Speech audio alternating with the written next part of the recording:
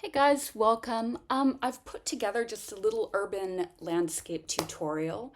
I'm using the town of Procida in Italy. It's just off the coast of Naples. It was founded by the Mycenaeans. And essentially what we're going to do here is that I've divided up my paper into four sections. And this has two benefits. One, it's good for studies. So if you're trying to work on, for instance, an urban scene, it's sometimes a really good idea, I'm just phrasing this up, to do a study smaller than you normally would of whatever it is that you're trying to focus on. Because by minimizing your reference, you're able to see light and dark a bit more easily. So having something like this before you do a painting with maybe different studies of the same painting is always a really good idea. And then secondly, the good thing is that when you take the tape off, you have nice little squares and they can be used as cards or whatever you want. So it can serve two purposes. Right, so we're going to do three paintings and then one wild card where I'll let you choose whatever you want. All right, so let's start with this little narrow street. So just to show you what I've got, in addition to tape, I've got my palette of watercolors. I've got a glass of water with some brushes in it. And I've got, these are Dettol cleansing wipes. You could use baby wipes, skin wipes. These are really useful just to clean your brush so you don't need to get kind of brand new water every single time. And our goal here, I'm going to separate the images both into a color version and a black and white version, is for us to see tone and then add color. So we're going to put down a base tone, which is going to basically describe the volume of whatever it is we're painting. And then we're going to put washes of color over it. And I would also suggest that you have a hairdryer on hand.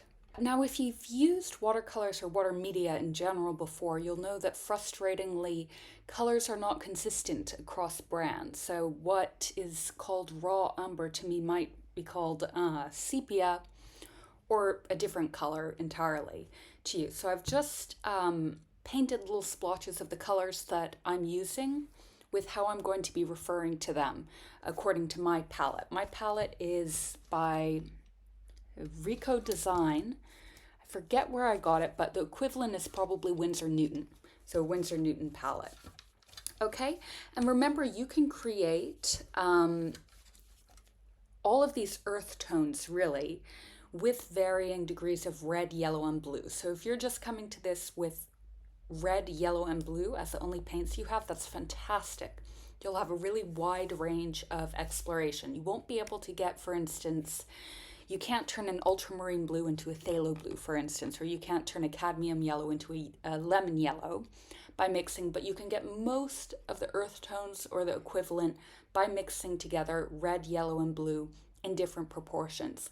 And the key to getting really realistic colors is to make sure that unless you're painting something that is like explicitly what you would call out of the bottle in terms of its color, have at least a hair's breadth of a third color in there. So a third primary color, so that everything you're doing is essentially red, yellow, and blue. You just might have a purple that's looking purple but has a hair's breadth of yellow in it. Okay, so raw umber and ultramarine blue we're going to be using quite a lot, mixing them together. Phthalo blue, we're going to be mixing with ultramarine to make some of the sky tones. Cadmium yellow, my cadmium yellow is quite bright compared to the Naples yellow. You might find that your Naples yellow is a lot more rich. Now this to me is raw sienna, so in my palette, but you might find the equivalent to this on what you're using is yellow ochre. Burnt sienna is fairly consistent, it's around this color, but you can create it using any sort of brown, and cadmium red, which we're going to be using with washes. And then a little bit of crimson. Crimson's good if your reds are too brassy and you want to bring in more of a purplish tone, but you have to be careful with it because it is very much an out-of-the-bottle color. Right, so let's get started. Okay, and I've roughly sketched this first one out. You can sketch it out if you want to. Not necessary, just it's entirely up to you, or you can just work from the paper. Another thing you can do is work with a straight edge, so any kind of like bit of paper or even a piece of tape that you can put on its side can be used to do straight lines if you'd like to do that.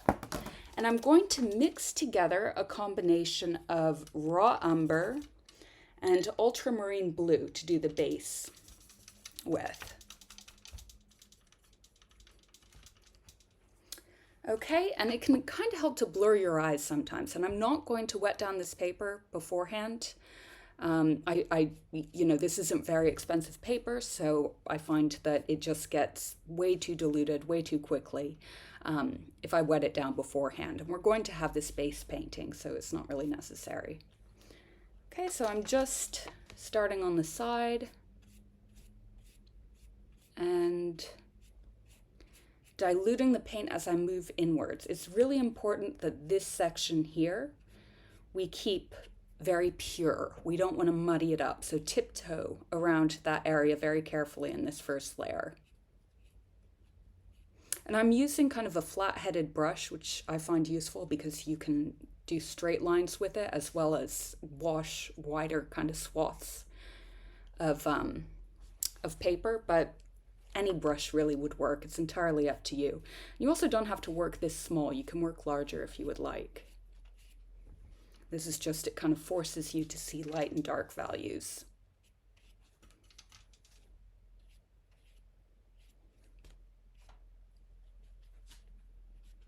Depending on how much grain is in your paper, you're either going to find that the watercolors kind of are re-picked up by your brush as you go along or meld to the paper fairly well. So that's if you find that you're putting your brush down and it's picking up the strokes that you've already put down, that might be a case of your paper being hot pressed and just a bit too smooth to absorb the marks that you're putting down. You don't have to put all the detail in. I mean, part of this is really just learning how to not see detail to a degree, all the things that are distracting us. That's what this process of working very small is. But you can add anything you like, and chances are when we put the overpainting on, there will be areas that we'll want to come around and edit.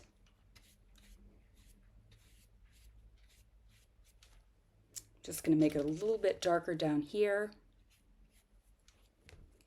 And this one's fun because we get to do nice reflective tiles. For sharp edges, so I'm going to wait until I dry this a little bit to do the alcoves because those are such sharp edges. And it's really important here on the side of the building, so maybe I'll straighten up that line a little bit. But to have the shadow going in the correct direction. So I'm just going to straighten up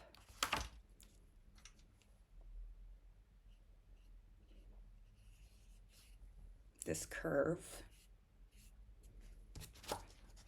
I'm not going to entirely do it because I am being very cautious about just maintaining at least some area up here where I can have really pure color coming down as light. But this shape of the shadow is really important. So you want that to come right on the edge of your painting.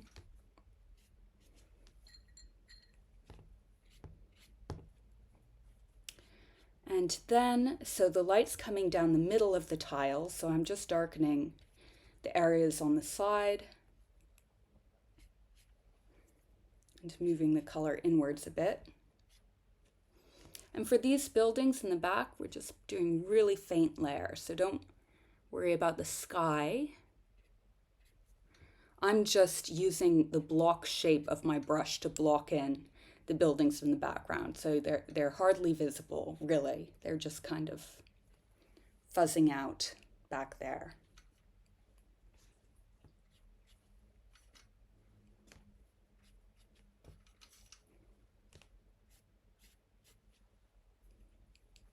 I'll just darken up this side.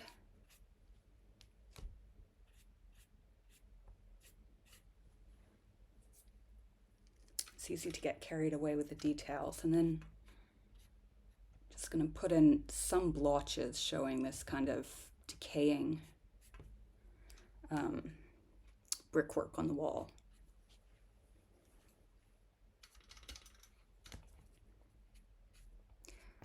Because it's dried a bit, I'm going to put in a little bit of this arch, but I'll kind of tighten up the arches later. So when it's dry, we'll be able to get nice kind of crisp edges here.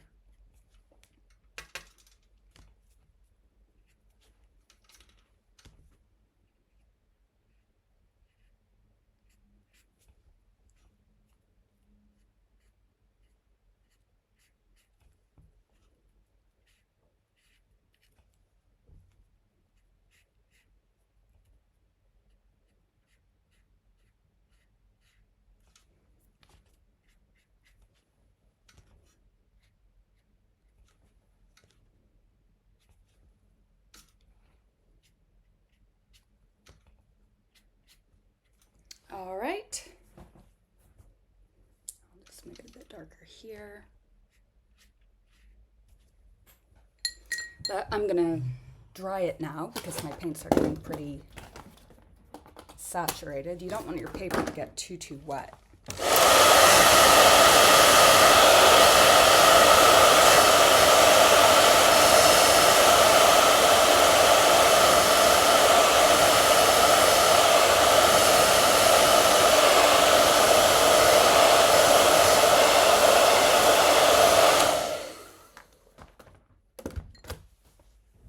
Okay, and now we are going to move into color. Okay, so the great thing about painting with a base painting is that you don't need to worry too much about mixing your colors spot by spot. You can work with washes. And I find that a palette is quite useful here because you can, there's a bit more binder in your paint, so you can get a very thin amount on your brush. So I'm getting just a bit of cadmium red here, not too saturated, just a very light amount on my brush. And I'm going to come in, and if this is not the right color, I can always adapt it, but I'm going to come in and very smoothly bring it down here. In this corner here, I'm going to mix it with a little bit of yellow, but that can come in another wash. Let me see if I can make this camera focus a little bit better. I think, okay, yeah, I think the focus there is a little bit better. But anyway, I can come in with a wash. I'm not gonna make just this upper left-hand corner too bright, but I'm just coming over all those colors that those tones I've put down there. And the great thing here is that I can very sneakily kind of fuzz this color into the tiles, because the thing about the tiles is they're going to be reflecting everything around them, and that effect is super pronounced when it's raining, but it's also there just kind of on a normal day. If you have really kind of worn down tiles, they're going to reflect what's around it. I'm also going to put some of this color into the building opposite, because you also, if you have an area where light is kind of in these wells of these old buildings, you're going to have the color reflecting back and forth. So by using a layering technique, we can kind of marry the two sides of the street together in a way that does justice to the luminosity of the scene. So luminosity in paintings, we get that by having just a lot of reflected color and a lot of reflected light. And I'd say experiment with these tiles. Don't worry about getting them too perfect. I'm just going to kind of move them back there. I mean, don't worry about getting them too exact to the image. I'm just going to plug in my computer. Sorry, 1 second.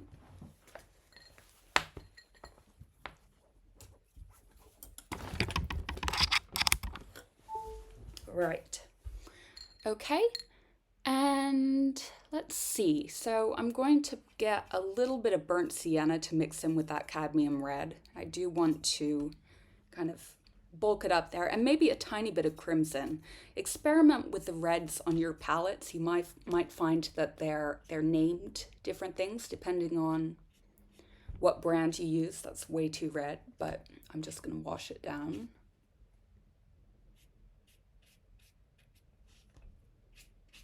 Okay, that's too much because that's eating away at the details, but I'm going to just go with it.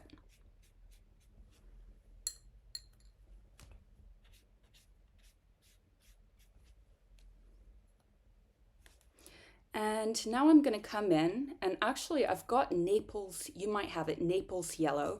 I'm mixing Naples yellow and cadmium yellow together here. And I want to see, especially with the cadmium yellow, if I can get that nice kind of, you always kind of run the risk of oversaturating your painting. So we do want to be careful we're not doing that, but I'm just going to start with some yellow lower down that I'll blend into the red up. And because we've kind of left this area alone, that really pure red color should come out here and then get a bit muddier as it moves into the darker areas. Okay. All right, and now since I'm working with the yellow, so the good thing here also is that you don't have to keep, remixing colors on your palette. You can work in a fairly organic way. Just gonna come in here with a bit of orange since I've already got that on my palette, and moving up with a little bit of yellow.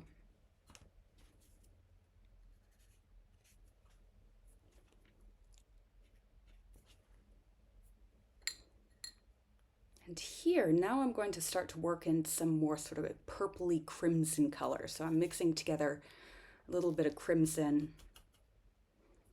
I'm a bit wary of adding any more ultramarine blue.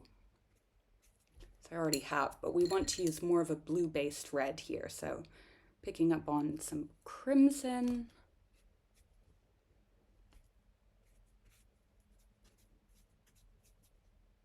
And I'm gonna add in, just debating if I should add a little bit of ultramarine. No, I'm going to leave it as it is actually. So once we get this door in with more of a bluish color, that's going to change the way that we perceive all the colors around here. I am going to mix together a little bit of raw umber, a tiny bit of crimson, and some ultramarine though, to kind of get some more of this decaying wall work. So let's see how that looks. Okay, I'm going to just add in, okay, all right. So I probably should have dried that first, but that's all right. These are just studies.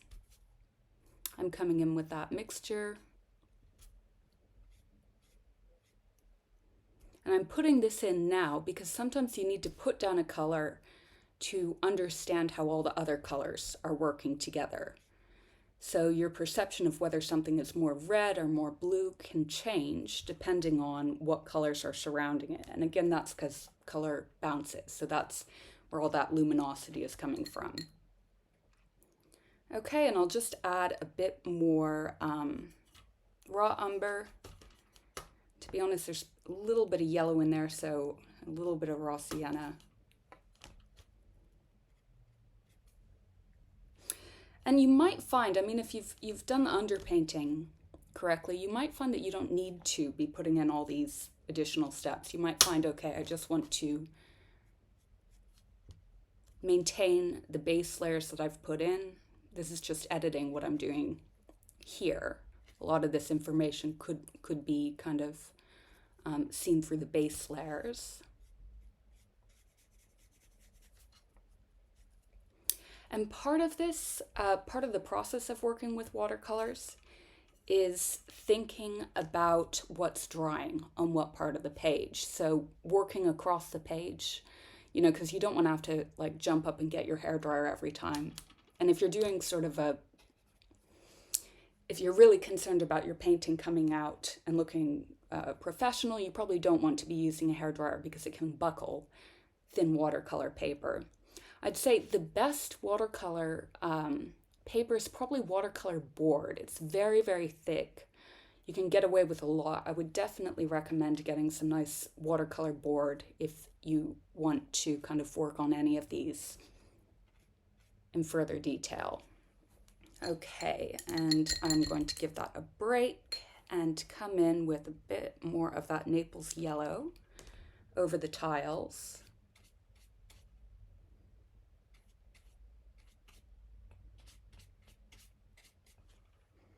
And then I'm going to get some cadmium yellow and try and just block off some of these houses there. There's that wonderful saturated yellow. And with watercolors, you're also just always running kind of a balance between whether you're creating depth by using a more concentrated amount of watercolor on your brush, or whether you're creating depth using colors that have more blue in them. You can do it both ways, but you have to be careful because it will adjust the values on the rest of the painting. Okay, so I've got a little area here. I'm not quite sure why I left that so red, but I'm just going to come in with some yellow.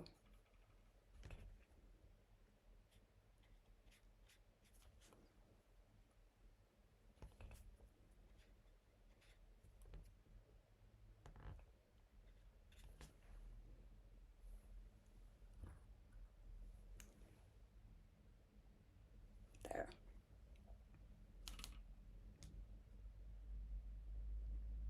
And I'm just going to get a bit more of that blue and raw umber mix for the tiles.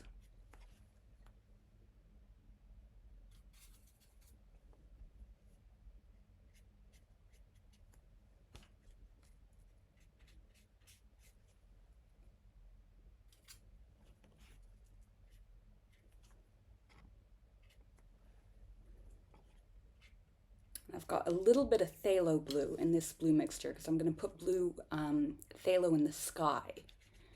And so, of course, in the center, you're going to get a bit of the sky kind of coming in. So this is going to look, hopefully, very luminous. So I'm going to come in with the sky because that'll help give the rest of the painting a little chance to dry. And I'm just going to put a touch of phthalo up here.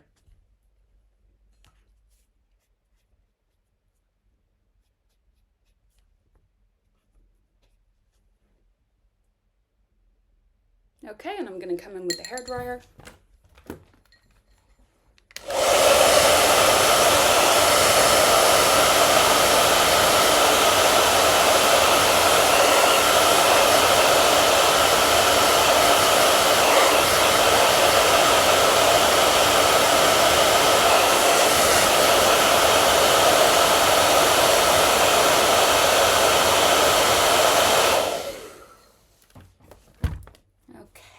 And you can adjust as you see fit here. I'm going to come in with a black pen. This is kind of a great thing to have for urban landscapes. This one's 0.05. I would recommend getting smaller, getting 0.005 if you can. Just it depends what size you're working on, but essentially I'm kind of gonna cheat here for the tiles just because it is a small composition, and use this pen just to straighten up both the house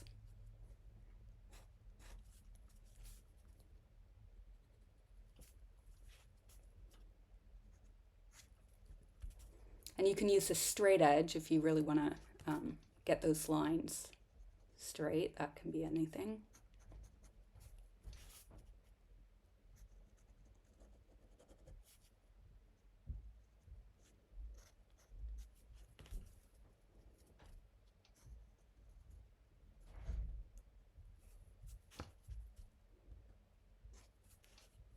Okay, and I'm very lightly going to come in kind of with, I'm not going to extend these past this point of shadow.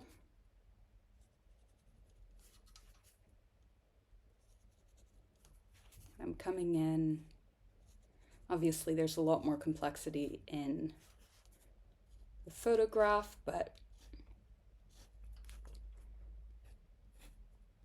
I'm just making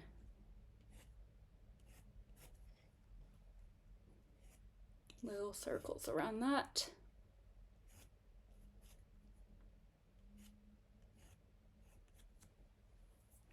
Entirely optional.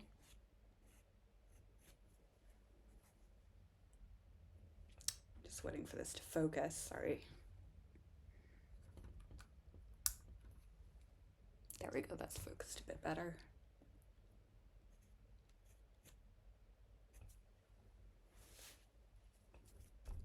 Tighten up the edge of this building.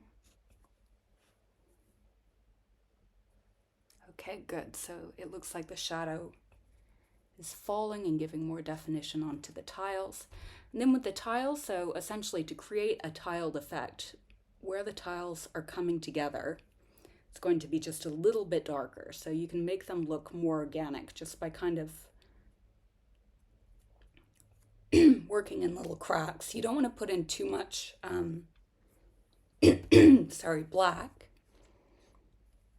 for drawing this small, but you can kind of go around the edges where there's more shadow anyway and put in a little bit more texture on the tiles. If you're working large, I would recommend trying this effect kind of in a larger painting. You can get away with a lot more details. You can also choose to kind of darken certain ones of these little squares and not others. All of those will create the effect of tiles. So just doing a little bit of detail here.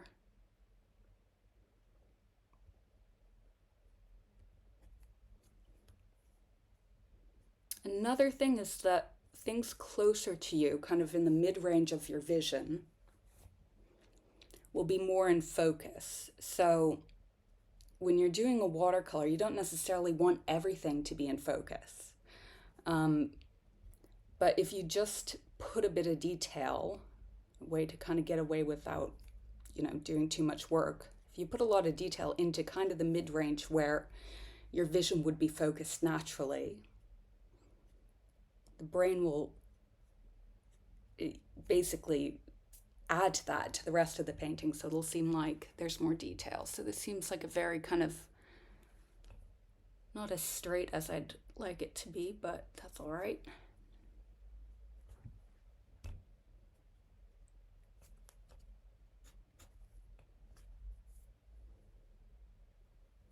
And I'm just going to make these a little bit sharper.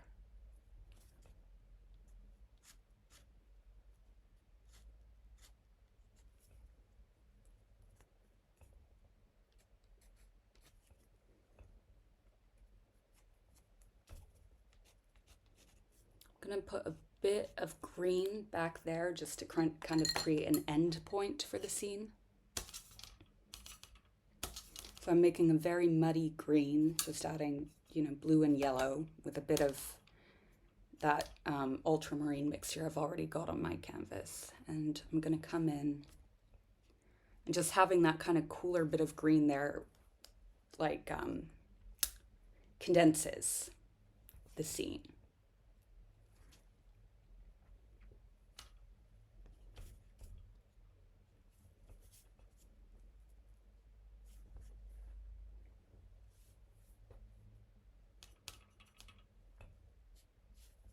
I overworked the tiles a little bit, but that's fine because I can always come in and adjust those values, especially if you have a cheap pen. You can get away with a lot. Okay, so I think I'll do the other alcove and then we'll call it a day on this one and move on.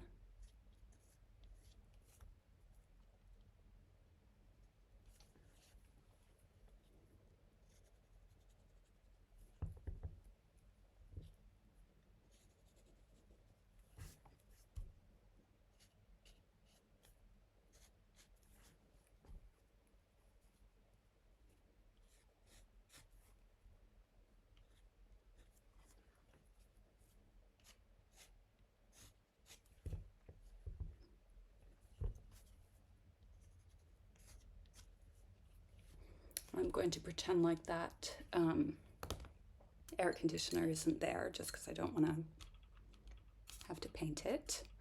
And I'm getting some crimson, adding a bit of that like raw umber and ultramarine mixture to it, so it'll be extra dark.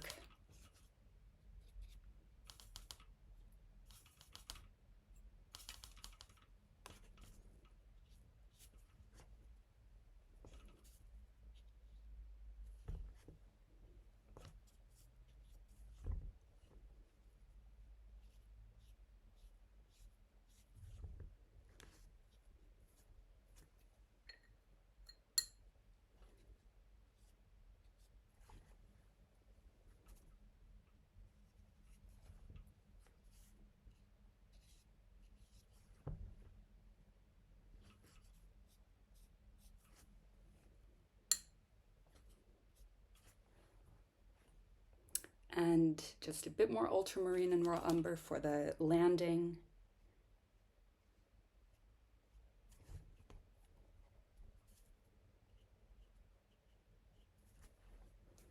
I'm going to stop here, but you can of course continue. There are a lot of other details here, but you don't want to overwork anything really, but you can probably get in a fair amount more details here. It just depends kind of how large you're working.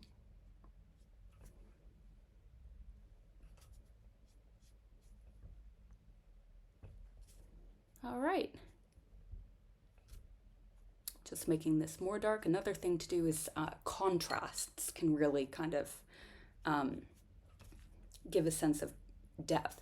And finally, so just like with the tiles, if you want to get a lot of details, and I haven't really done the building turning that much, but like if you want to get the effect of something peeling away and you use a very, very fine line against that darker area, it kind of like blocks it off from the base color and makes it seem recessed a little bit. So I'm just going to block off some sections here. And that, again, with perspective, just having that little bit of detail close helps lead the eye around this little vignette.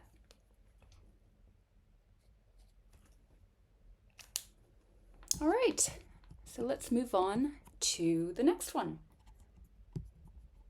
So for this next one, I would recommend just sketching out the arch first using a straight edge. So I'm using what's on hand. I'm just going to draw over the drawing just to kind of show you. But, okay, we're going to get the two sides of the arch and kind of the base of the arch all following this kind of square line here. Let me see if I can make that a bit clearer. I'm doing this using just a very light H pencil, but all we have to do here is, okay, one side, two sides, and close that off. We just want to make sure that the other side is there. Okay, mine has come inwards a bit. We'll do the other side, and just that little line is as high as we're going to bring it.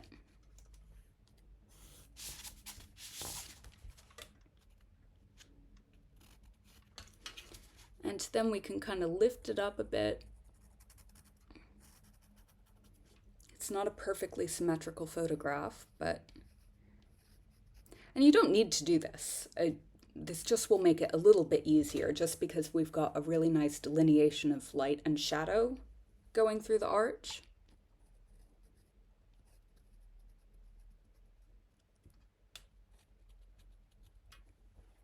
Okay, so we've got that part, and then we've got the inner part of the arch. So just bringing that line back here.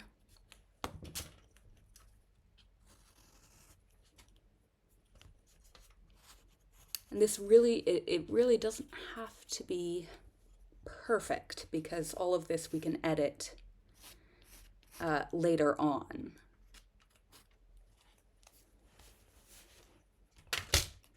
Okay, and then the sides are going to, let me just pull up the reference, right?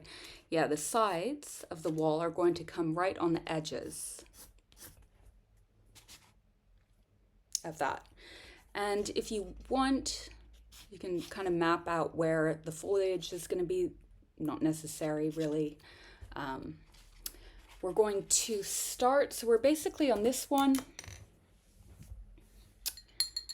going to put just a little bit more blue into our ultramarine and raw umber mix.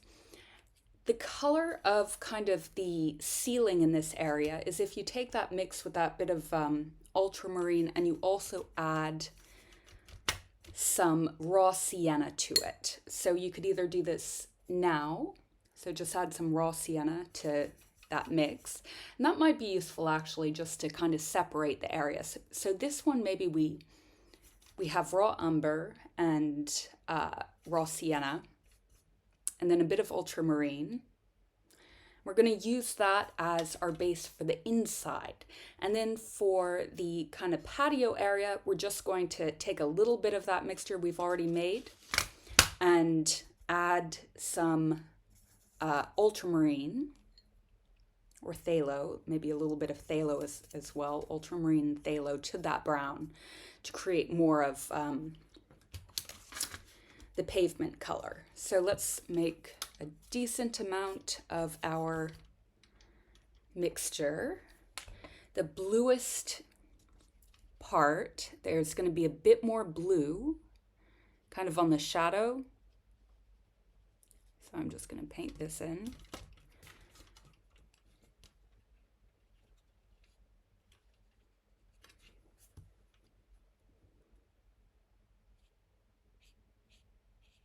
I find larger brushes can sometimes help with control, just having a straighter edge, but sometimes, let me see, I might adjust.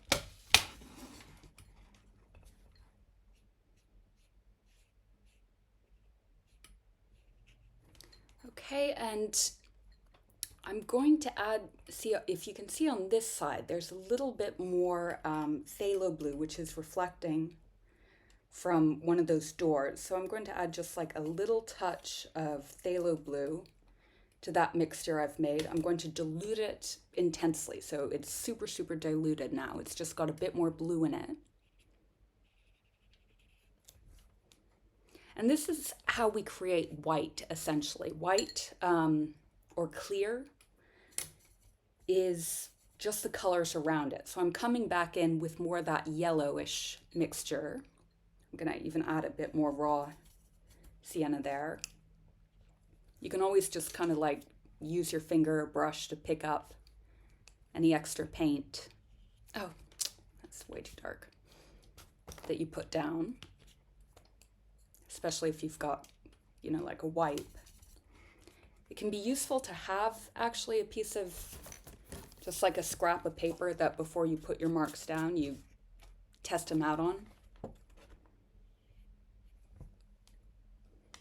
Okay, and I want to make sure I have enough contrast so that this does read as white. And I'm not too bothered by it not being perfect again, because I know that the way that we read these tones is going to change a lot when we get the garden in. I've just put in a little bit more blue towards the base here. And then getting that mixture with more of that raw sienna in it. So just to reiterate, this is raw umber, raw sienna, and some ultramarine blue.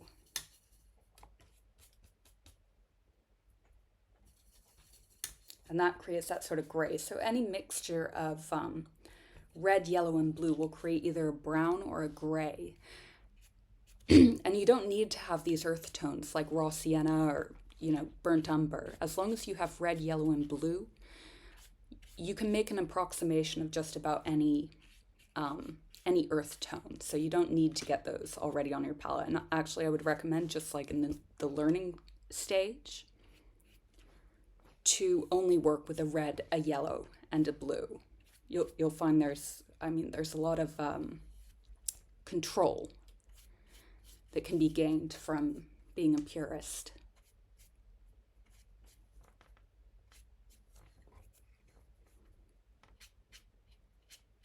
And I'm going to bring this shade down kind of over where we're going to have those bright turquoise doors, just so that they don't seem too lurid. So they won't seem like they're in the picture if I just do a bright turquoise and leave it at that. They'll seem like there's something I've painted onto it. So to create a more realistic effect, I'm going to merge some of the wall in. And once this is dry, a little bit more dry, I'll come in and kind of reinforce the sides of this. This is a really good area to kind of use your black pen with, because as you can see, the arches do kind of naturally darken around the corners. So that will create, to the eye, a really quick effect. If you don't want that really pronounced pen line, then simply come in with a little bit more ultramarine and a little bit more raw umber to get the sides.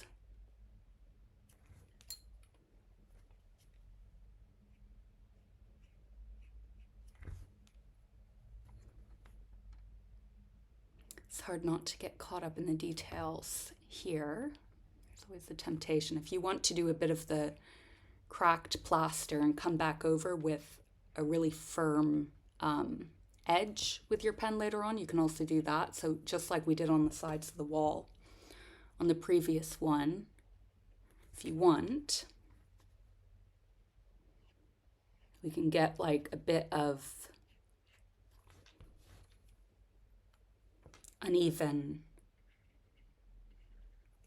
darkness on the side, so it's very crisp near the edges, but then kind of a bit more messy coming down. And when we come back in with that black pen, that'll feel as though the whitewash is coming off. You can just add a little bit of yellow in there.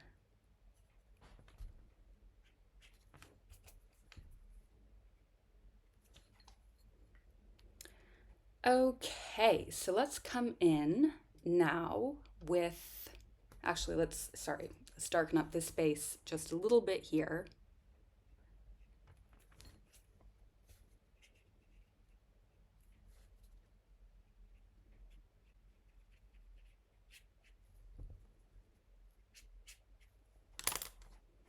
Okay, now we're going to come in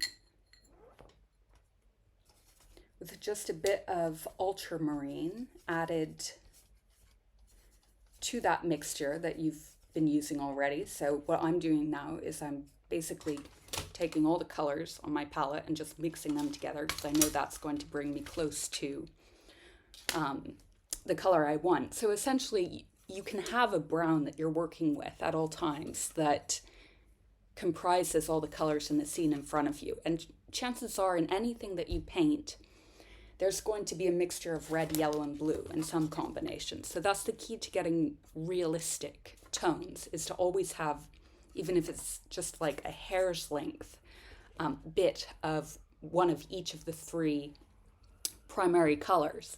And we're achieving that by doing a base painting. So with the base painting, those come later. But to get direct colors, a useful thing to do is simply work where you're adding little bits of reds and yellows to a mixture of all of the colors that you've used so far, that you can edit on a kind of spot by spot basis.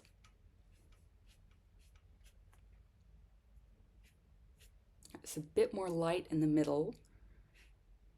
So the important thing with this one, the reason I chose this, is that we can get this nice effect of the light and shadow moving inwards. So we're going to keep this mixture because we want to create darker areas for basically the shadows created by the plants. I'm going to put a bit of burnt sienna back here.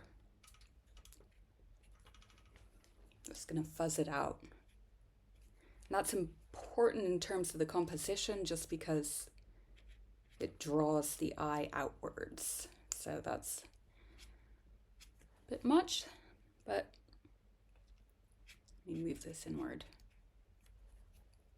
Yep, that'll do. Okay, and now for the trees.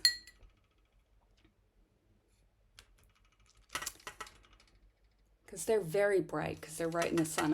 I'm going to first look at the areas of shade by creating a green. So basically with that muddy mixture, I've added cadmium yellow to it and a bit more ultramarine. And I'm first going to simply paint in the underside of the foliage. And then on top of that, I'm going to put a really saturated, bright, pretty much straight out of the bottle green. So, okay, I'm going to add just a bit more phthalo to this undercolor.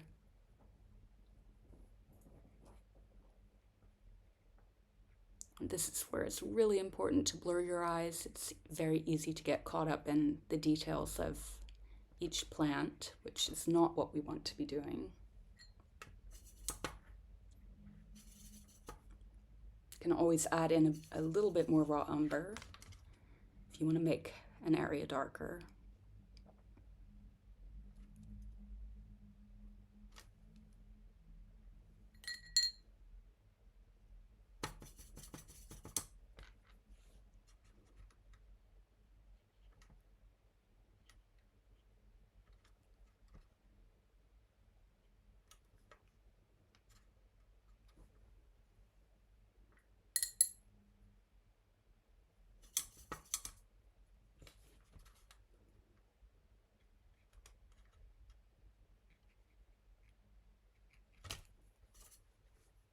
Okay, that could be a little bit greener.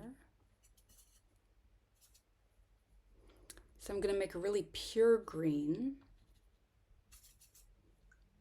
with lemon yellow now and ultramarine. And if you want more of like a jungle green, add in a bit more phthalo. Just experiment, because there are a lot of different greens here. Experiment on your palette with any color combinations that you think might work.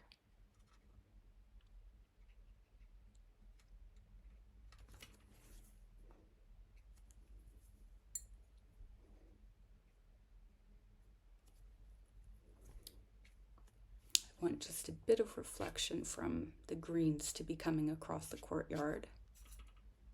Sorry, the pathway. So the idea for getting tiles, essentially, as you can see here, is by fuzzing out the colors of what surrounds the tiles, you're eventually going to get either a gray or a brown, which will be the color of the tiles anyway. So a really kind of fun way of doing it is just to keep bringing in the colors that you're using into the tiles or whatever reflective part of the painting that you have, and then coming over it with like a really strong detail. So either the little cracks in between the tiles or you know, any detail on any reflective surface, which will cover up like the base washes. It's a really good way of creating luminous color. So now I'm just coming in with a very pure, very yellow green.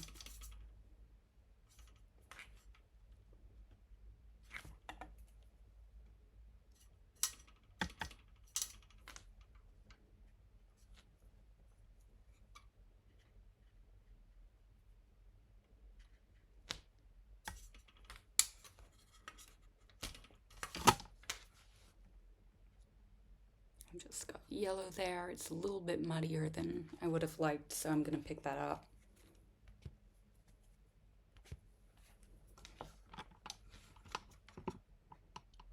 So when it comes to neon colors like this, or kind of like the green area, you might not have exactly the correct colors on your palette in order to achieve that kind of popping color.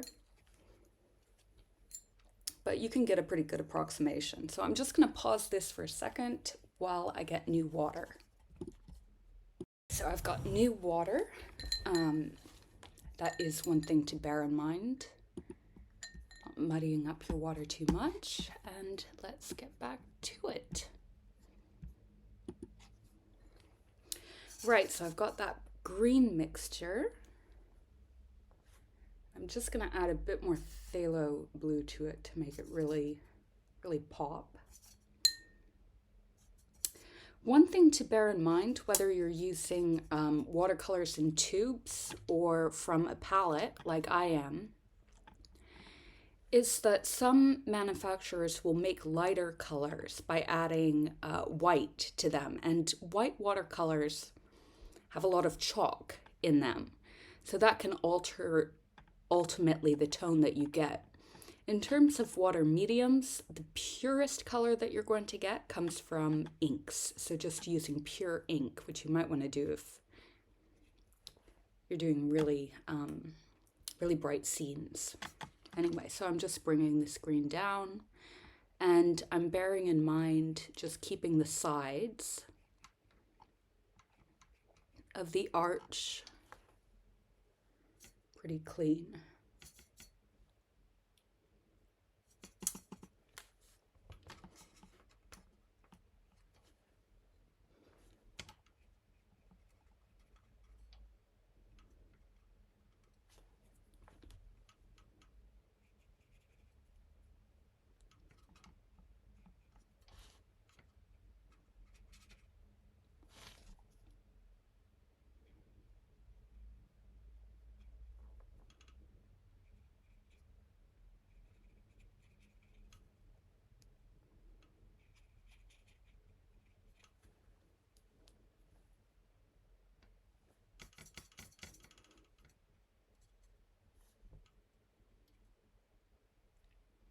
Just getting that green a little bit more consistent by adding a wash of a solid green to those darker areas. And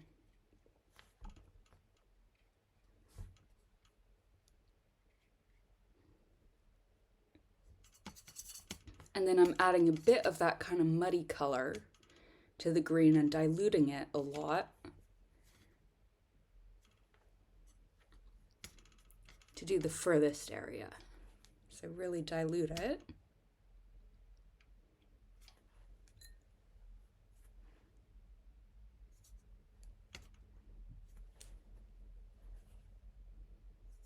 just going to bring some pure yellow here.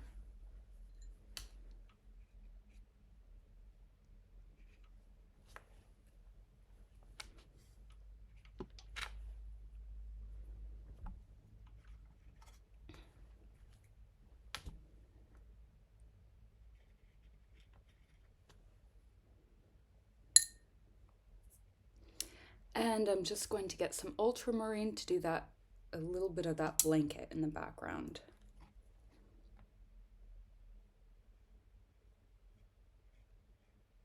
So like really a bit dilute.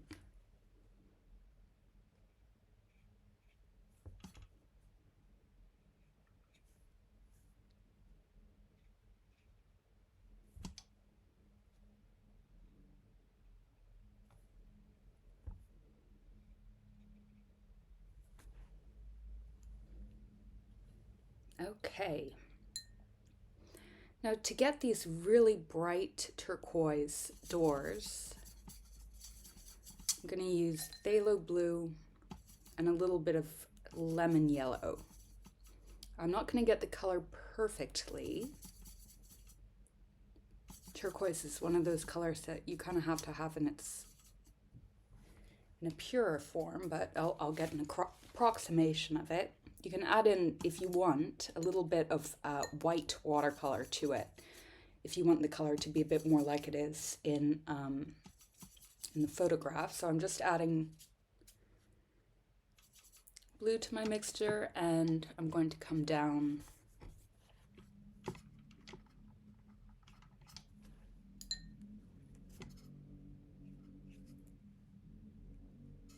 okay, yeah, that'll do.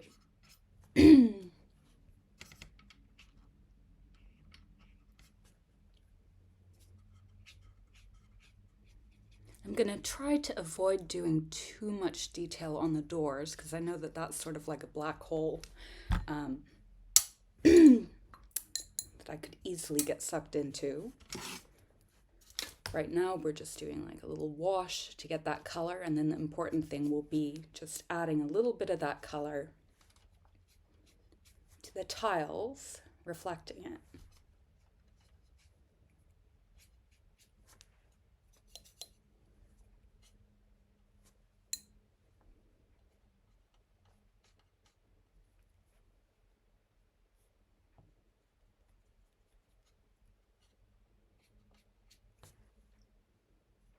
Okay, and I'm going to, you can see it's just slightly reflected here, so I'm gonna just move this in. And play around when you're doing sort of reflecting scenes, adding more of one color than you might have in the reference. So for instance, if I wanted to make these really glassy, I'd add in a lot more of the surrounding colors to the tiles. Okay. Now having that color in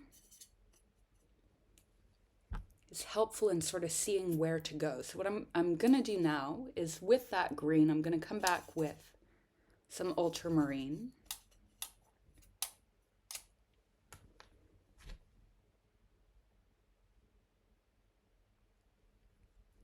And describe the path a little bit more clearly.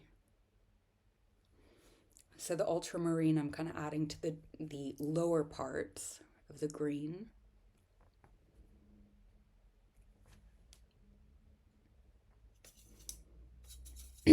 Okay, now I have ultramarine, adding in some raw umber, diluting, and okay, that's a bit too dark.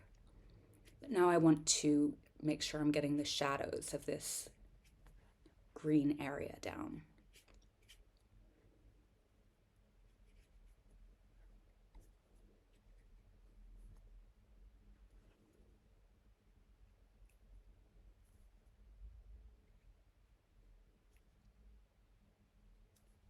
I'm just very lightly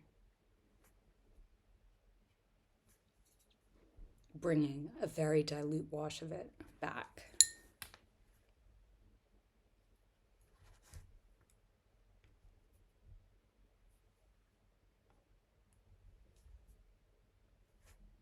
Okay.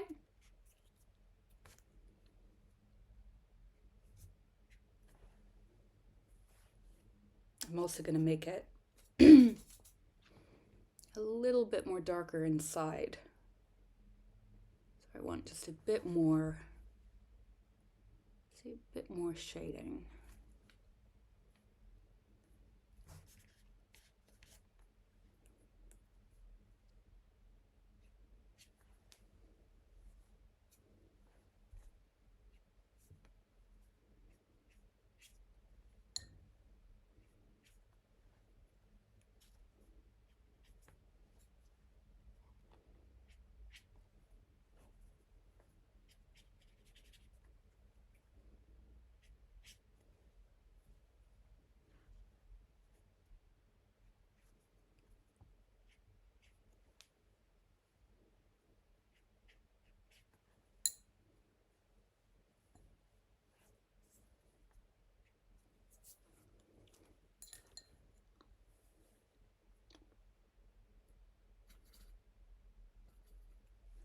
Just going to make this a little bit more blue, a bit sharper. And at this point, the arch has dried enough that I can come back in with a bit more ultramarine, a bit more raw umber. I'm going to make it just a bit darker on the sides. I want like a really crisp sense of where it begins and ends.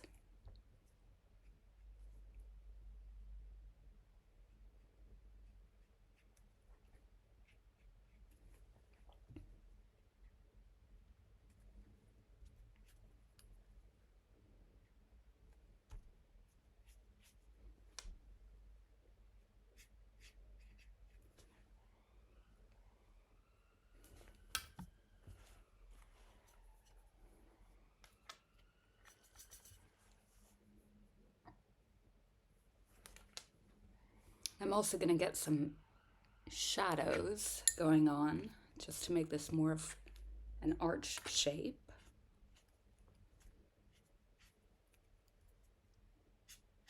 So just a bit of like vaulting detail.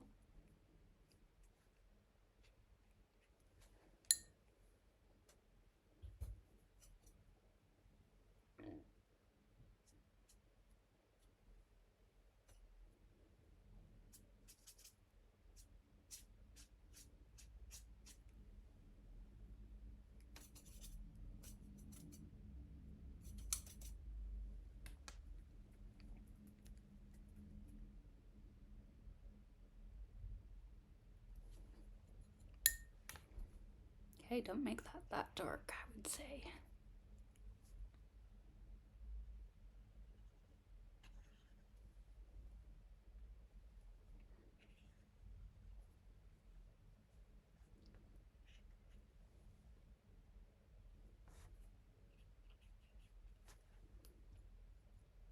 Okay, and if you'd like to add in a little bit more detail on the doors, just use a much more concentrated amount of that turquoise color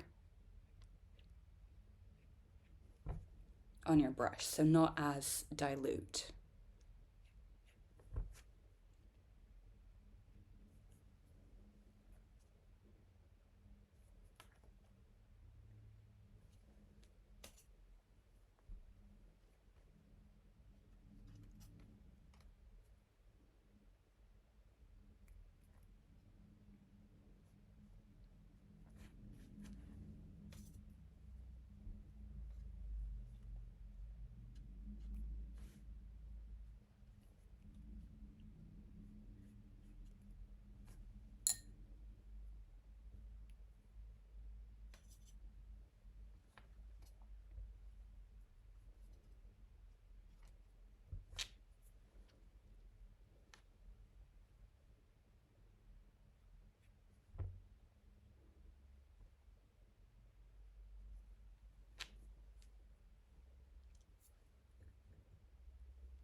I'm just going to touch up little bits and pieces of the scene.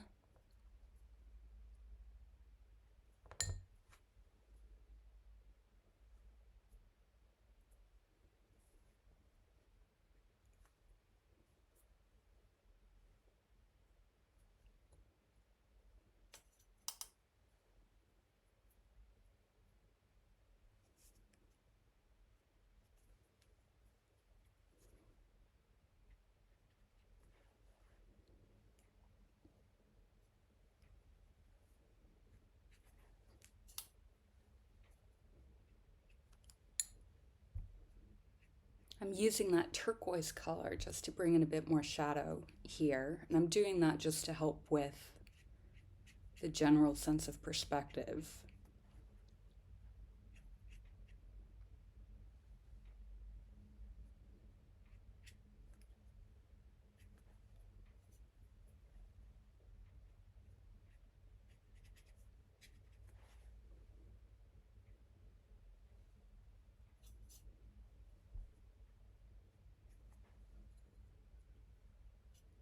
Now the fun part, I'm going to dry it and come back in with my black pen to sharpen up any details that I want to kind of sharpen up.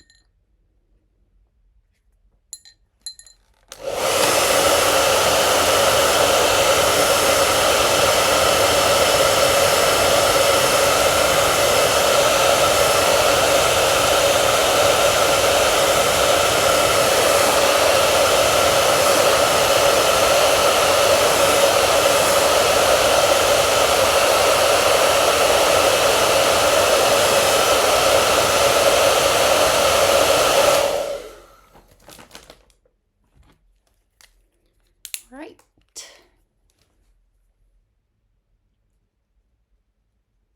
So since I don't have the smallest pen with me, I'm just using like the very side of the black pen I do have. If you just practice on kind of a spare sheet of paper, you can sometimes find you can get an even finer line when using a pen if you use it very much on its side.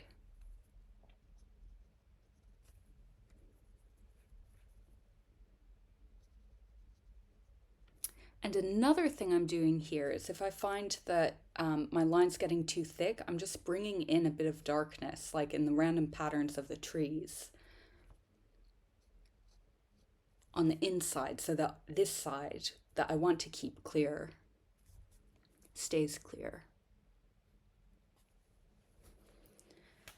And I'm actually going to pull out a pencil to define this because it's such a lighter color. And then come back with a black pen.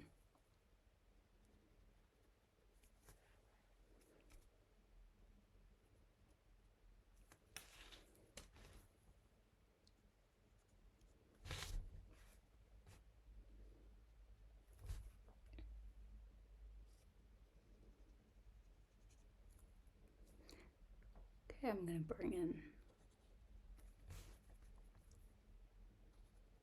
just getting the outline so that it looks like this is kind of peeling away.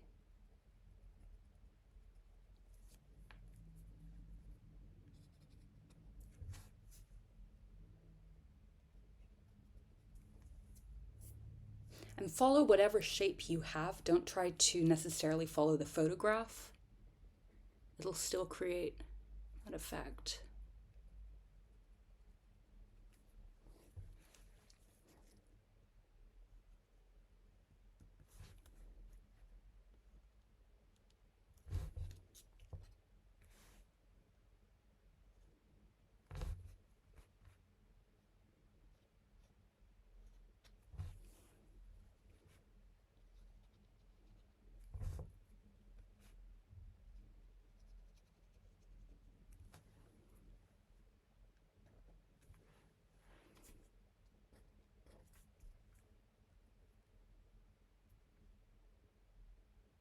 Okay, so I've got a bit of funny perspective going on here, but that's okay. I'm gonna hope no one notices.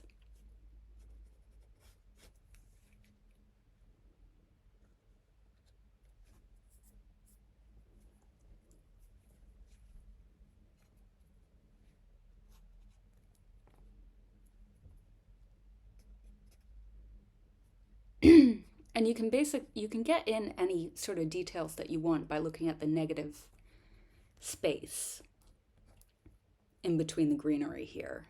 If you're using a pen and you find, okay, that works for me.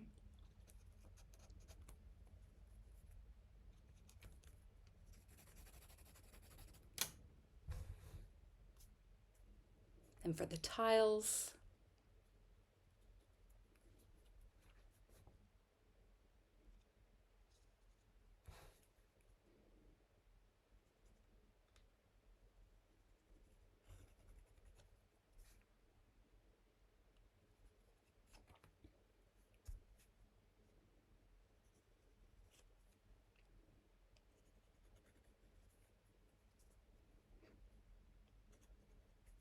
I'm just using the side of the pen.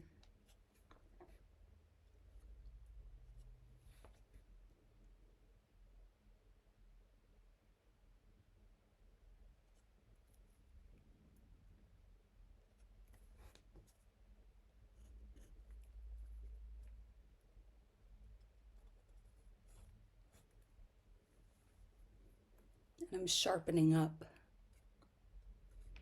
the sides of this pathway.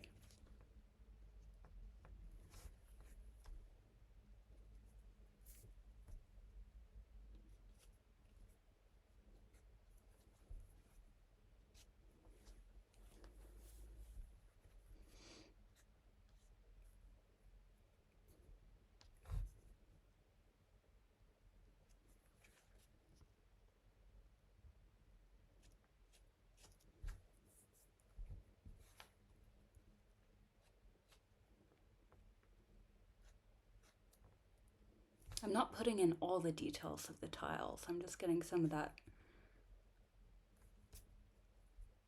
organic cracking in certain areas.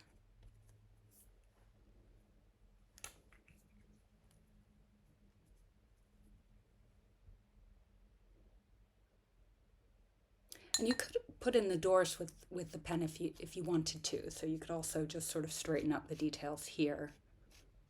I'm not sure that's a good idea. Just in terms of this drawing, because the one thing about putting in details with pen, the closer they get to you, the more accurate you want them to be. Because if your lines aren't accurate on something that's very linear, it's immediately noticeable. So I think I'm just going to leave my doors undefined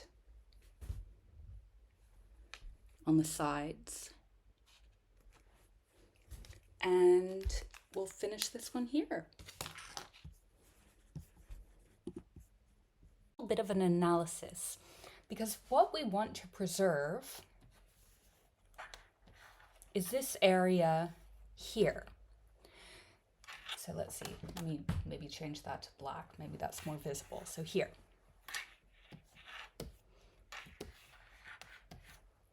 Essentially, the color's really saturated right here, which makes it seem brighter.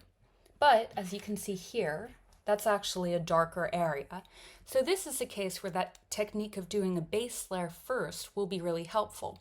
But I'm going to suggest that we use raw umber in its pure form instead of adding ultramarine, just so that we can make this area really bright. And what's happening here is that the red from this building is bouncing across the street, and the yellow from this building is bouncing back across. So there's a lot of, it's sort of like, you can think of it as like a ball ricocheting in a corner. The light and color is bouncing off in a way that's really nice and luminous. Probably should have covered this paper up before starting the paintings because it's got gunk on it, but watercolor is pretty forgiving, so that's all right if there are little bits of color. And let me just pull up the reference. Sorry, 1 second. Let's get started. So for this one, all we have to do is get raw umber, and I would suggest just experimenting with your paints with what cool tone essentially you use for the base painting and the effect that that has on your painting overall. So choosing a warmer base like raw umber without any ultramarine can create a warmer effect when we layer the colors over it. You can also play around later with using green, so a cool green as your base painting. And so, you know, as with previous ones, with this, instead of using a straight edge straight away, you can just do a really brief sketch of this image if you want, or you can just kind of work directly on your page. I've just decided to do kind of the darkest part first.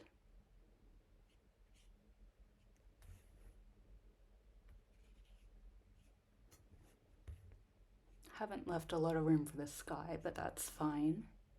Good thing about tape is you can always adjust it if you really want more detail showing. I might actually do that. Just going to bring this tape up a little bit.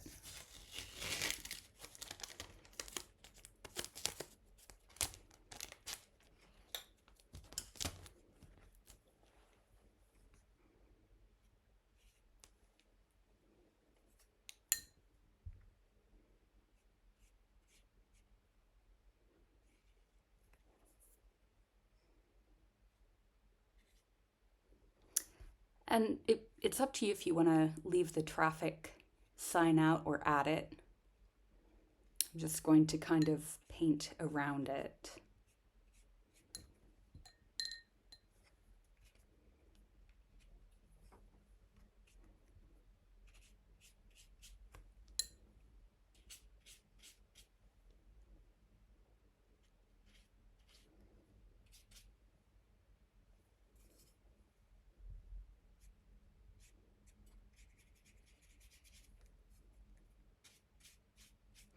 I'm not going to be coloring the sky with this because the sky's a very pure blue, so I'm not going to interfere with that really.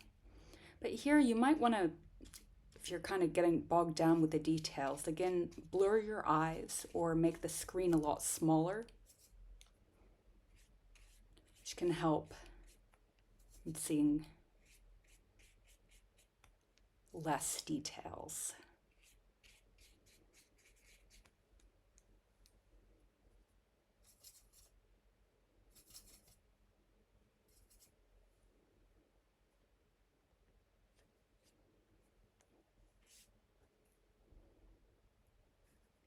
I want to be really careful I don't overly darken this area here where the sun's hitting.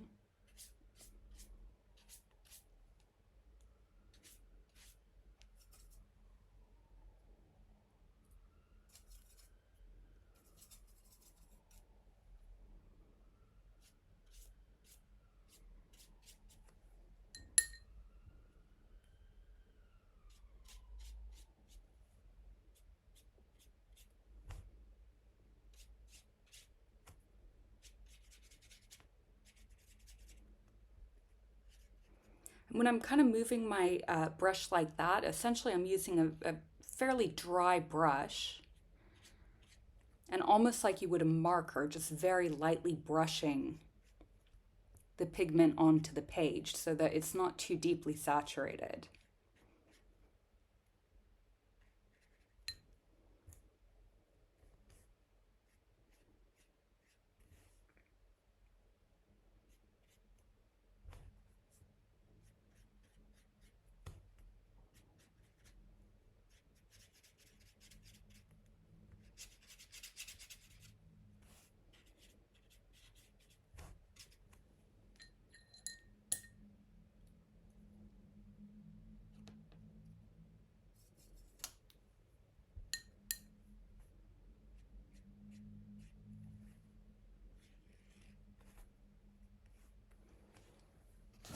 I'm gonna get out my straight edge because I want this line to be a bit crisper.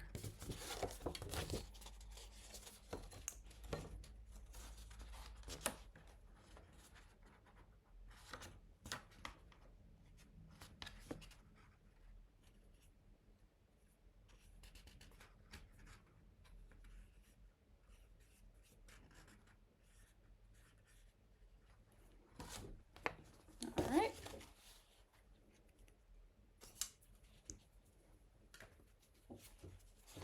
Just going to clean up the edge.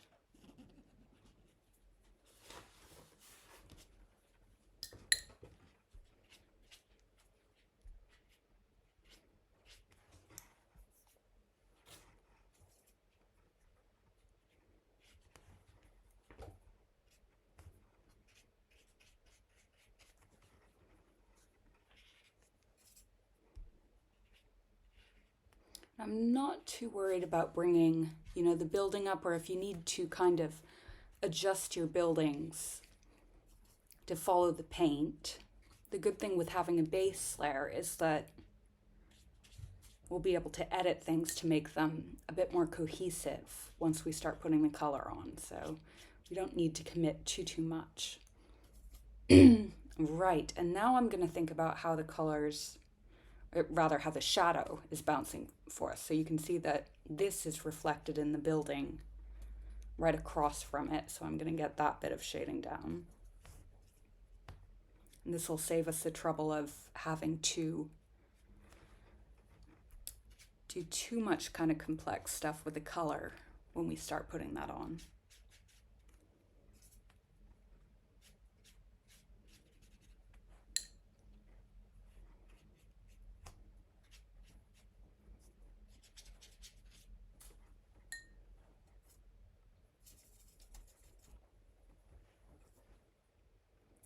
And the shadow, which is going to be at the edge of the furthest house.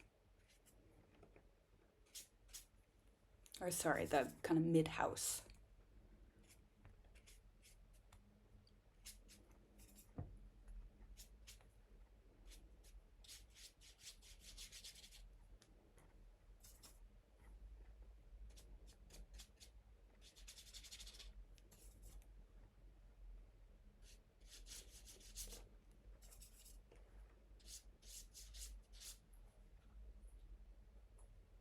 All right. Just going to make it a bit darker in the shaded area. I'll put in a little bit of detail for the window here.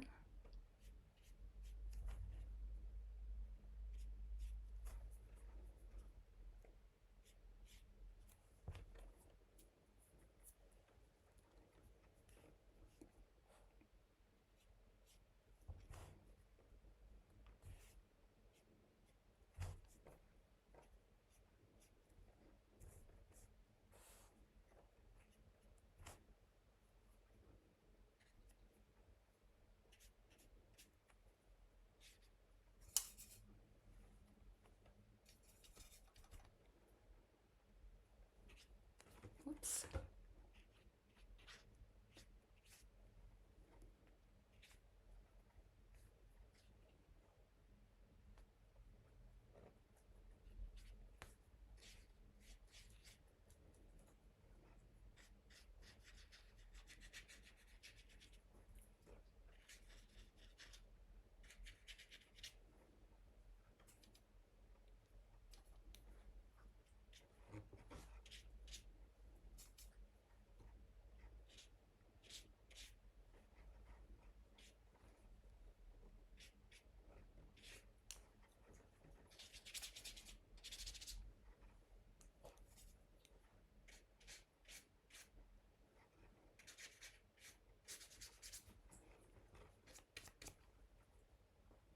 Okay, I'm going to dry this.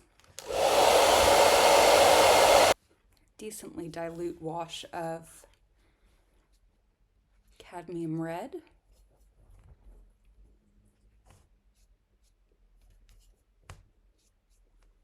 Could probably afford to add a little bit more.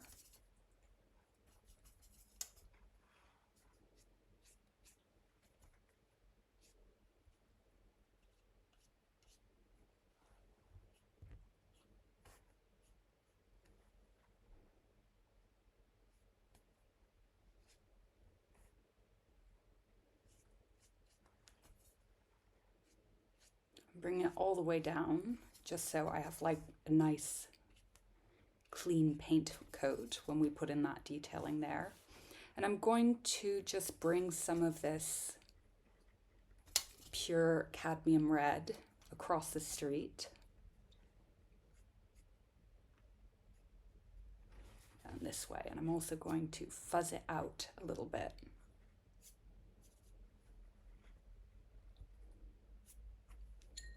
Then I'm going to get a bit of Naples yellow mixed with cadmium yellow. Actually, you want to be careful to kind of like clean your palette. If you find that your colors are getting too diluted, you really don't want green in your yellows. So you might want to just come in with a wet cloth and to clean them off. Green is one of the trickiest colors to deal with when it's unexpectedly on your palette, so you don't want that. Okay, now coming in with a wash of cadmium and Naples yellow.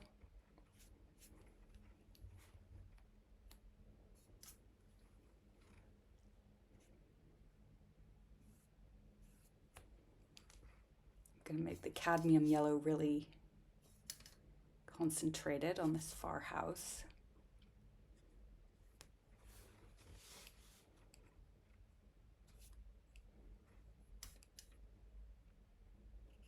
I'm going to bring a little bit of it across the street.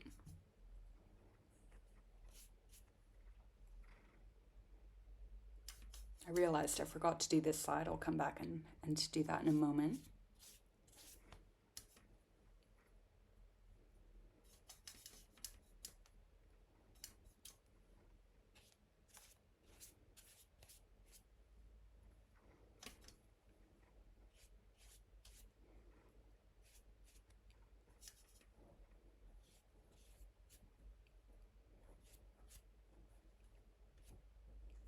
And I'm also going to just bring it into the sidewalk. It's going to be very, very glowy.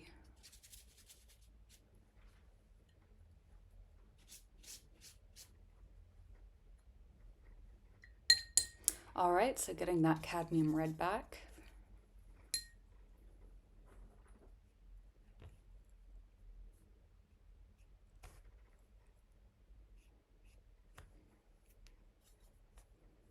I might have made that raw umber just a bit too dark, but I have a solution for that. So let me just put this down. Just going to pick up a little bit of the paint here.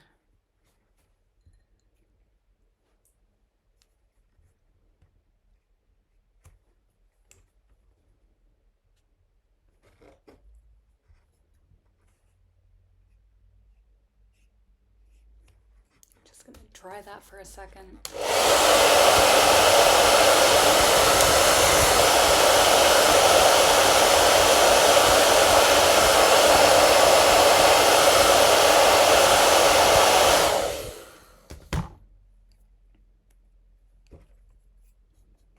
And creating a little orange, just combining those two. I'm going to come in. Yeah, that looks a bit better.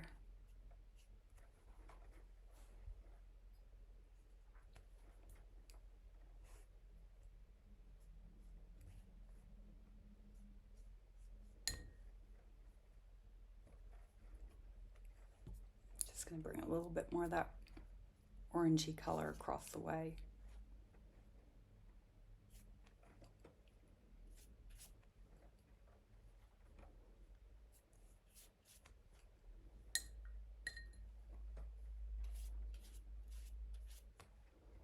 And now, finally, I'm going to get that ultramarine in there.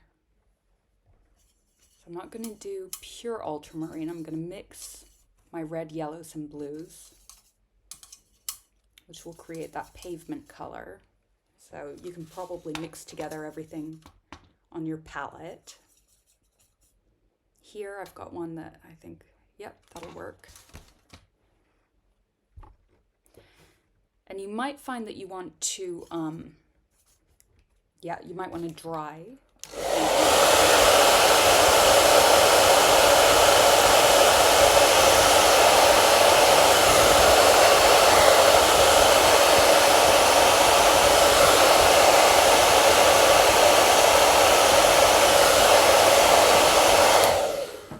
All right.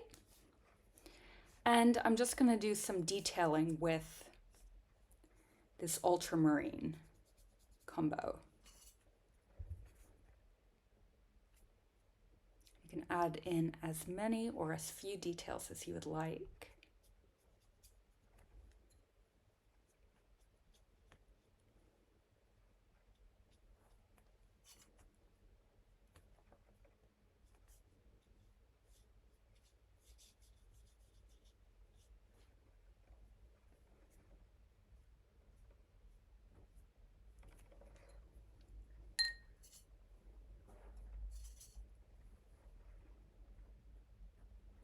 Gonna get some of these paving stones.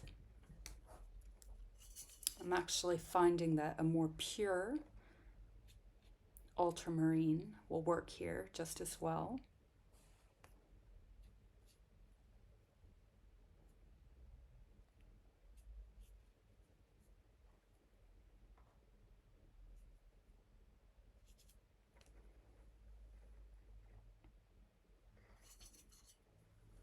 So these tiles, we just want to, let's get that perspective coming down here of the cracks between the tiles. So I'm just like very lightly brushing on the paint, which depending on how much tooth your watercolor paper has, will have the added benefit of leaving some of those little like erosion marks that you see in the photograph. So the tooth of the paper can do that for you.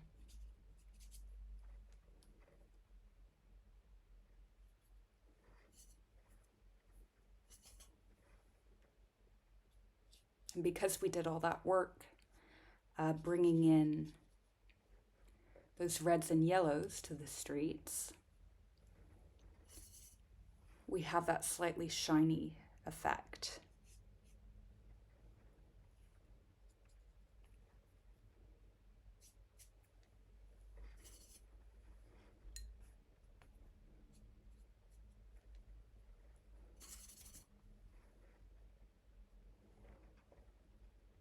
It does get a bit greener here. For here, if you want to add in a little bit more yellow just to get a bit of that light there, but it's not really necessary for the composition. So I'm just going to continue with this ultramarine.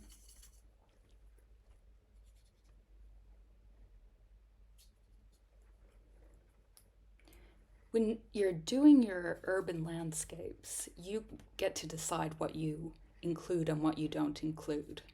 So sometimes color is part of that.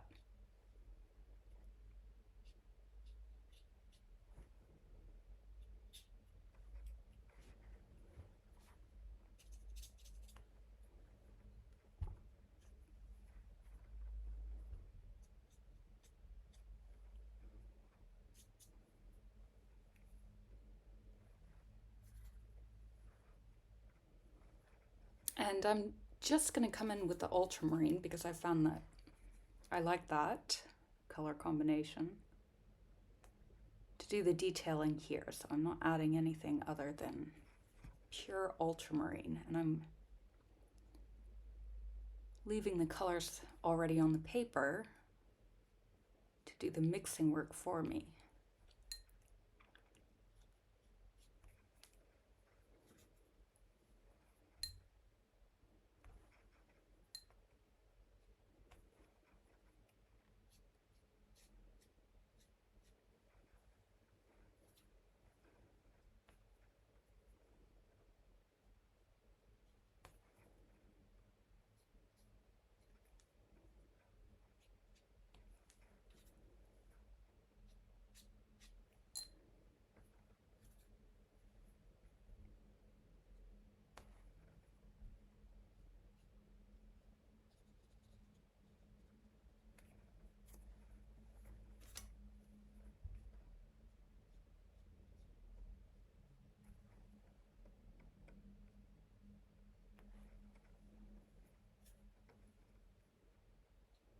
So that creates the feel of the gray, but without having to reproduce it exactly. And actually, I think I'm going to add it to this side just as I'm liking the way that it looks.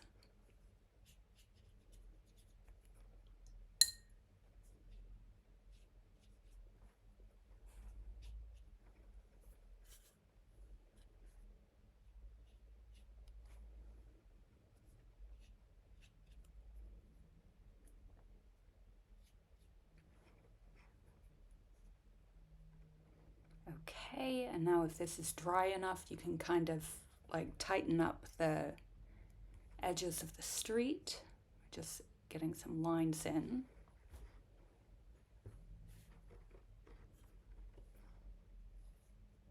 I'm just going to make this a little bit cooler.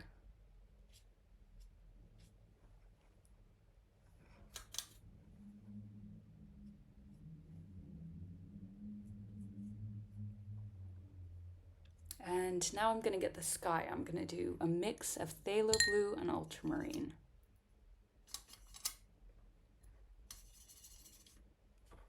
I'll test it out here first. A bit more phthalo.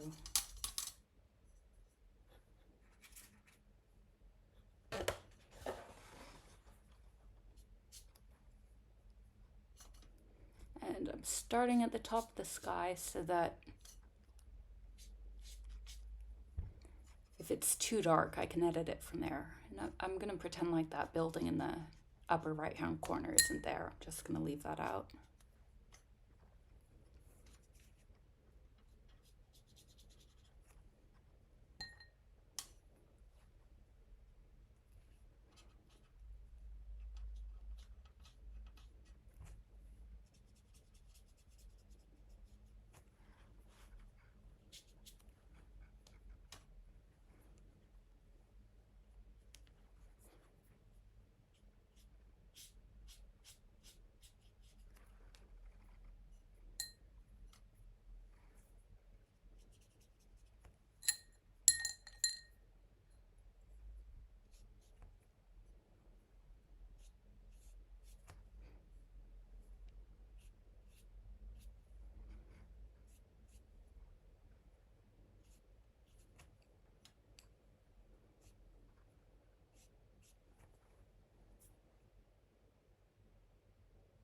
think I'll leave it like that.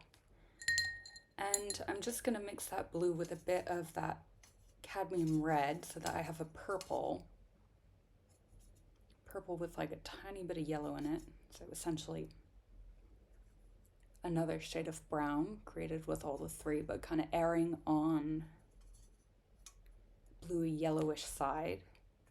Then really dilute, and I'm just going to wash it over this sign. And if I want to add details to the sign, I can come in once it's a little bit more dry. So I'd probably say take a drawing break here.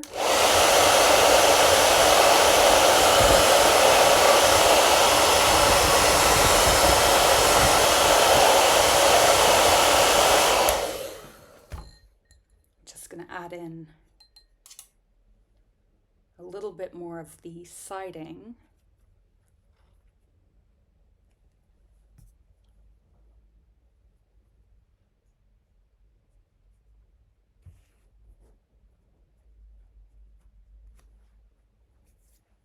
Nice.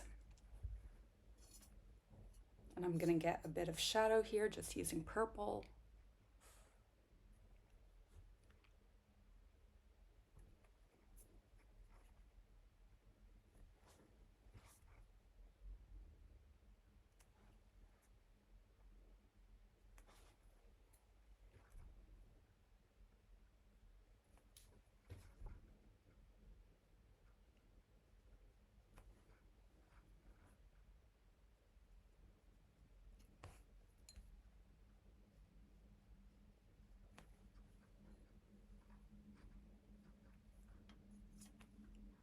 Maybe put in the window.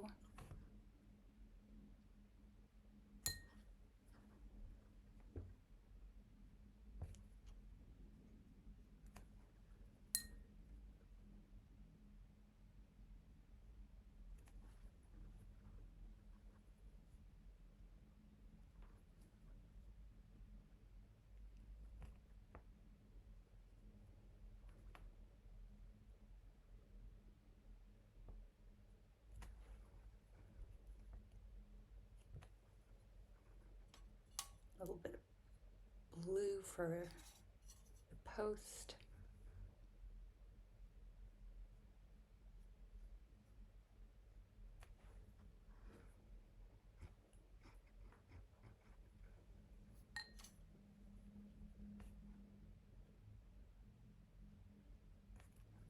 And I'm just going to make sure that purple shadow is there.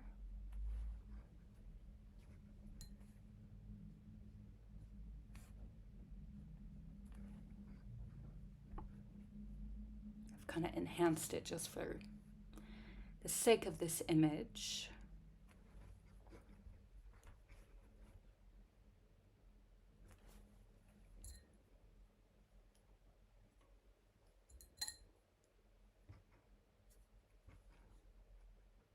And if you want here, you can start to bring in a black pen to tighten up the details, or you can sort of leave it as is, just as you'd like to see it, essentially.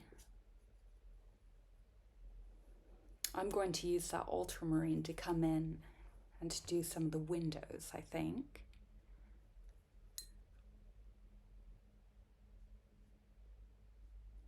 So basically I'm just doing like almost like placeholders for the windows. I'm not going too deep into the edges because I know if I get that perspective wrong, it's going to look really jarring. So I'm just going to be putting in minimum detail, just enough to show that those are areas that are recessed, just to give a little bit of depth to it. Then I'll mix that ultramarine with a bit of burnt sienna. Get a door here, that just will help with the perspective.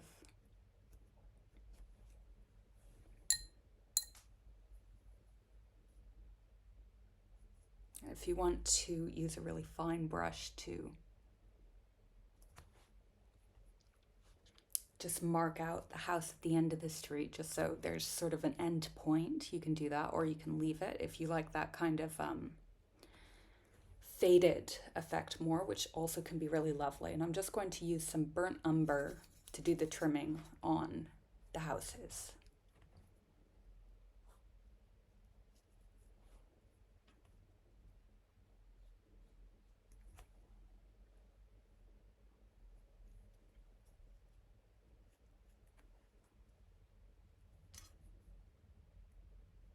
I'm not going to worry too much about getting any details here because I don't want to sort of have to deal with the perspective.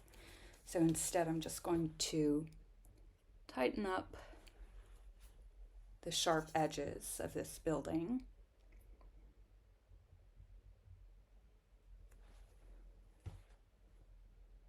I guess a line here wouldn't hurt it. So since I can see a mark there, I'm just coming in with a line. Don't worry about doing this. This is troubleshooting, just making something that's not meant to be there seem like it's meant to be there.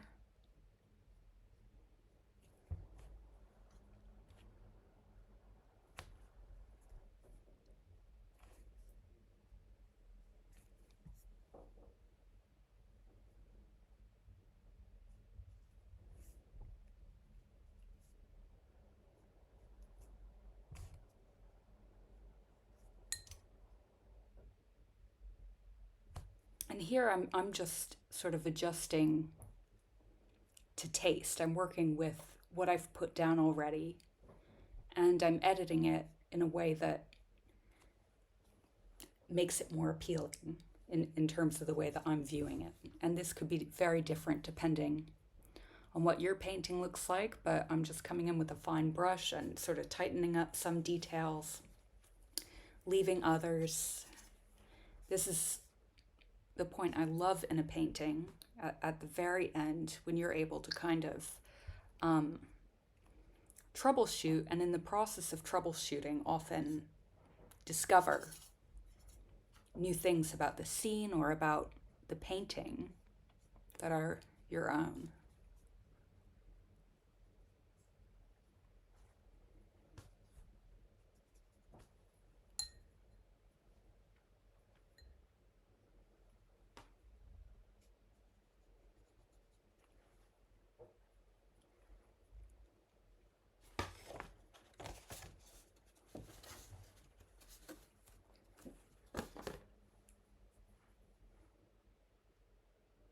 Okay, I think I'm going to just leave it as it is here. So I say that as I put in another mark.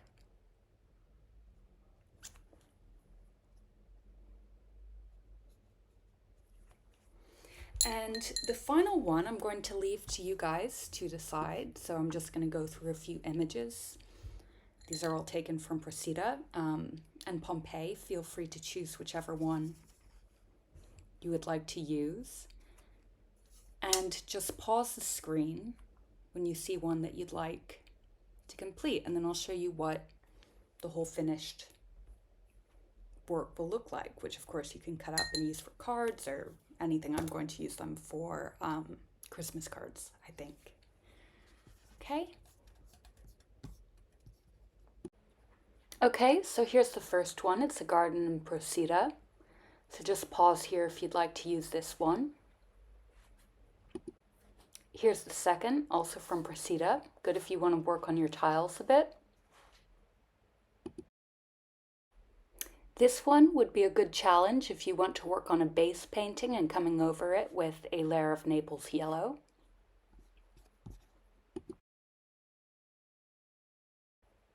And finally, this one's from Pompeii.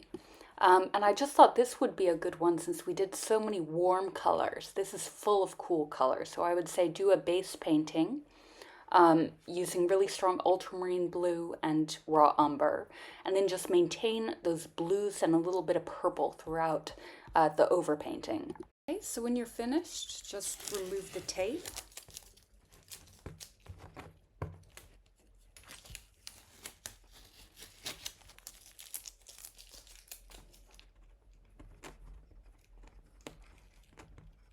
And you can either sort of keep this as one completed painting or cut them up.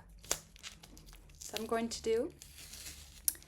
And as always, I would love to see your work for this class, since obviously I can't see any of you right now. This is a recording, if you just tag your work on Instagram at Soho_life_drawing, Jen and I will be able to see it, which we would love to. So voila, some cards. I think I'll, use these. Great. So thank you so much for joining me, and I would love to see your work. So don't forget to tag us. Thank you. Bye.